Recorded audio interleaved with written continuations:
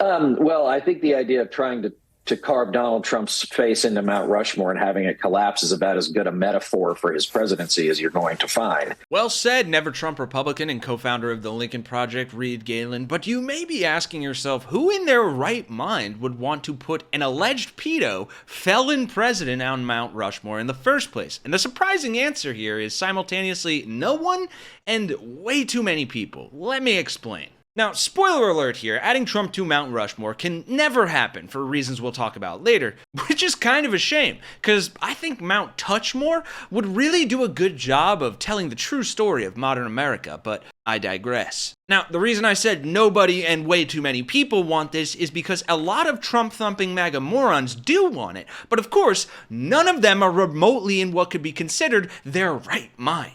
Take, for example, the MAGA congresswoman and talentless Trump goon who started this whole fiasco in the first place, Representative Paulina Luna. She actually introduced legislation to add Trump to the monument way back in January, which has not only backfired on her, but snowballed into a roasting of monumental proportions. And really quick before we get to that, be sure to drop a like on the video and subscribe to join the Really American Resistance, especially if you agree the only way Trump's face should be on Mount Rushmore is if it gets changed to this instead. Oh, and be sure to stick around to the end because it's been a few days since my Trump getting roasted on the new White House TikTok video, and boy oh boy do I have some humiliating updates to share with you. But first, this. I do want to take you to this post on X, though, that comes in from Representative Luna. This is out of Florida, and she has introduced legislation, she says, to carve President Trump's face onto Mount Rushmore. You can see this post here again on Twitter. She did say in a release here today, Congresswoman Paulina Luna introduced legislation to arrange the carving of President Donald J. Trump on the iconic Mount Rushmore National Memorial in South Dakota. The bill aims to honor President Trump, the 45th and 47th President of the United States, for his transformative impact on America and the historical significance of his leadership. The proposal emphasizes the consequential accomplishments made under President Trump's leadership, including economic growth, national security, and a foreign policy that brought peace to the world and put America first. And there's only one thing I wish for, that noble committee finally gets its act together and realizes that you are the single finest candidate since the this Nobel Award was ever talked about to receive that reward. Beyond your success is game-changing out in the world today. And I hope everybody one day wakes up and realizes that. Ah yes, the Trump tiny penis lickers are so right. There's really nothing more American than memorializing the human rights atrocities committed by our nation's greatest genocidal war criminals. In fact, next we'll be replacing the 9/11 memorial with a giant bronze statue of George W. Bush playing golf. I call upon all nations to do everything they can to stop these terrorist killers. Thank you. Now watch this drive. And we'll see Paulina Luna get absolutely roasted here for even trying this dumbassery in a second, but first, here is why it can and never will happen in the first place. Mount Rushmore, an American icon. Did it just blow your mind? It was a little overwhelming when you first see it. Untouched for more than 80 years, there is now an effort by some supporters of Donald Trump to add his face to the monument. I think history is going to show that he's in the same pantry. Congresswoman Paulina Luna has a bill in Congress that would add Trump to Mount Rushmore. Interior Secretary Doug Burgum left open the possibility. Will we ever see President Trump's face on Mount Rushmore? What do you think? Well, they certainly have room for it. But the practical reality is much different. Dan Wenk is the former superintendent at Mount Rushmore. You can't change somebody's work of art. Over the years, people have proposed adding faces to the sculpture, from Susan B. Anthony to Ronald Reagan. Wenk says the answer is always the same. It doesn't matter because it can't be done. But aside from the historic, political, and artistic reasons against changing Mount Rushmore, there's one big barrier, and it's non-negotiable. I wouldn't want to be messing with Mount Rushmore. From an engineering and geological perspective, adding any face is near impossible. A close look shows the mountain filled with deep fractures, like this massive fracture that runs right by Washington's head. Paul Nelson, an engineer who worked on the mountain, warns any new carving could cause serious damage. But it's not something that can be messed with. Is that fair to say? No. Yeah, I wouldn't want to start blasting or carving rock. While the mountain looks deep and wide from the front, a side view reveals a massive valley behind the sculpture, leaving very little room to carve.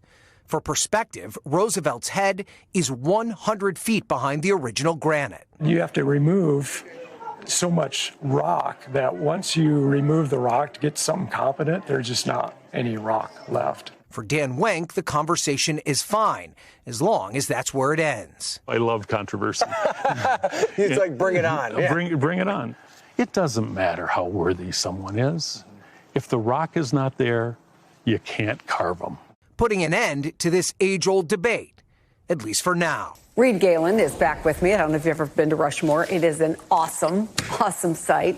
But it doesn't stop there. Republicans are pushing to add the president's name or face on everything from airports, D.C.'s metro station, his face on a $100 bill, even a specially signed $250 bill. There's a suggestion to redesignate June 14th as Trump's birthday and Flag Day. A lot of stuff, Mount Rushmore probably among them, will never happen. But what do you make of even these suggestions? Well, I think the idea of trying to carve Donald Trump's face into Mount Rushmore and having it collapse is about as good a metaphor for his presidency as you're going to find. And I think that the rest of it is just a continuation of his branding exercise that he's been up to for the last 40 or 50 years. It used to be hotels, and now it's going to be museums and train stations. The man is a megalomaniac. He's clearly a narcissist. And you have a bunch of people like Paulina Luna, who is a talentless goon of epic proportions, who have literally nothing better to do than come up with this stuff, as opposed to, let's say, trying to figure out how to save her constituents in Florida from the next hurricane, out of control housing prices, or the inability to get homeowners insurance. And so, yeah, none of this is surprising. It's all to make sure that the dear leader is happy for the next 3.5 years, that they stay in his good graces, that if any of them get in trouble, they're on the pardon list. I mean, Chris, this is all just an extension of what we were talking about when I was on earlier in the show. It is his world at the moment. It is his control that we're all having to deal with. And there's so many people who have been very, very cheap in taking those 30 pieces of silver. Mount Rushmore, train stations, whatever it is just the next iteration. Let me show you an image, Reed. It's a giant banner of Trump that's been unfurled on the side of the Labor Department in D.C. with the message, America Workers First. Democratic Massachusetts Congressman Jim McGovern wrote on X, looks like something I've seen before, alongside an image of portraits of North Korean leader Kim Jong-un and his father, Kim Jong-il, hanging in front of a large building. The president was praising Kim just yesterday. What's your reaction to putting a banner of the president's face on the side of a building like that? Well, in that image, you also demonstrated that Teddy Roosevelt was on there. Of course, Teddy Roosevelt hasn't been president for more than 100 years. It's the same reason why you wouldn't name a school probably for somebody who's still alive, or an aircraft carrier for somebody who's still alive, because you do those things in honor of their service or their acts and deeds. This is, again, just to salve his ego so that when he drives by on Constitution Avenue, he can see himself on the wall of the Labor Department, a department I assume most of he and his people would tear down if they could. So again, it's just feeding the megalomania. We don't have to really dissect this stuff too deeply. This stuff is all pretty simple to understand, and it comes back to a guy who feels very, very small on the inside, needs constant reassurance, and needs people cheerleading for him. And this is the way they do it. Exactly. It is just another example of the cult of MAGA morons trying to feed into Trump's megalomania. With actual legislation, too. Like, how crazy is that? These people can sit here, take your Social Security, cut your Medicare, give tax breaks to billionaires, and then have the audacity to try to pass legislation like this, or trying to give Trump a third term? That's what you're doing in Congress? What a fucking joke the GOP is. But setting aside that firestorm, we now get to the beautiful thing that is the White House TikTok. And I shouldn't say the page itself is beautiful, but the responses to the videos they post are beautiful. And y'all let me know in the comments. I'm thinking of making this a recurring segment because everyone seemed to love it when we did it the last time. And many of you mentioned you don't actually have TikTok, so you're not able to see these. And Donald Trump and his White House social media team have certainly turned the water hose on TikTok because they are posting tons of videos per day.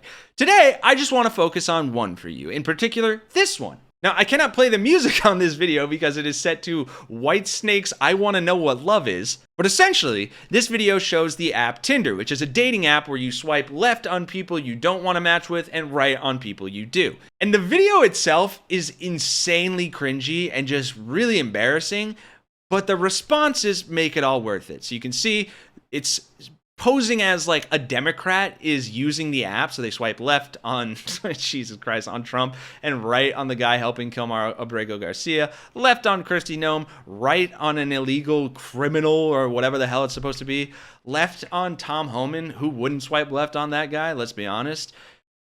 This one's a little weird. Why the hell would a fucking border wall be on a dating app? Do Republicans want to have sex with border walls now too? Obviously they want to fuck border agents because they love sucking their dicks as well. But yeah, you get the gist here. Now I want to show you that the kids are almost certainly all right because the beautiful responses range from this picture of Donald Trump with the face of the thing from the Goonies. Where are the files? The Lion King. Trump with the I'm on the list hat. Trump looking real old here. This administration is embarrassing.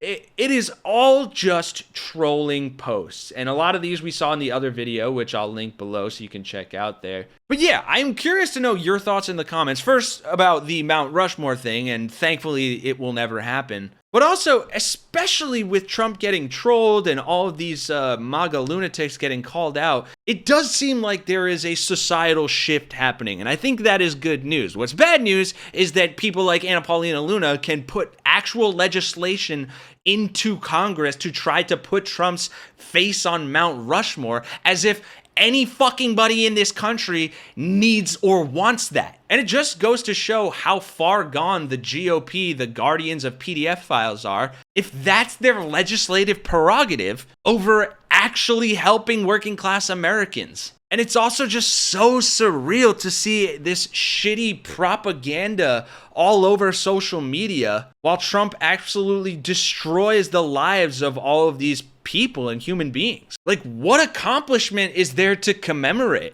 It's so crazy because, like, MAGA people used to be like, oh, you can't even accept when Trump does something good, which was never true. Like, if he did, I could acknowledge that, but what good has he done anybody except for himself lately? He cut your Medicaid, he cut your Social Security. A whistleblower just showed that Elon Musk put all of our Social Security information on a compromised server. Where's the emails? Where's the outrage over that? Like, I genuinely think these people need to be studied because the way they can contort their brains into just like believing the dumbest things, not believing logic, defending Trump even when he does the dumbest things and fucks up their lives. It is a level of brainwashing that is depressing, but also just kind of fucking astounding. Anyway, yeah, I am very curious to hear all of your thoughts, and huge shout out to all of you in the Really American Resistance. We just hit 700,000 subscribers. Thank you guys so much for all of your support. We cannot do this without you,